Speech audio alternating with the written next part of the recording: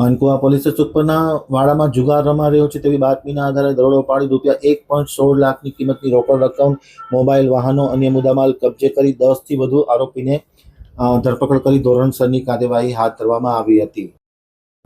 ભુજના ભાગોળે આવેલ સુખપર ગામમાંથી જુગાર અંગે દરોડો પાડી 10 શખ્સોની ધરપકડ કરી હતી અને ₹1.16 લાખની કિંમતનો મુદ્દામાલ, રોકડ રકમ, વાહનો, મોબાઈલ વગેરે કબજે કરવામાં આવ્યા હતા.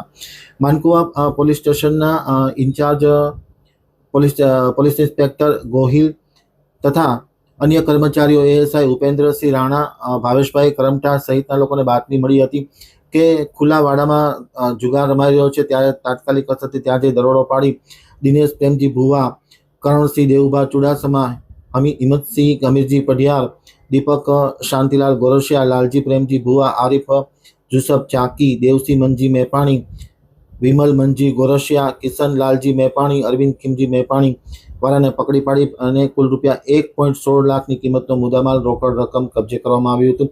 દરોડો ઇન્ચાર્જ પોલીસ ઇન્સ્પેક્ટર ગોહિલના માર્ગદર્શન તળે તેની ટીમ દ્વારા પાડવામાં આવ્યો હતો.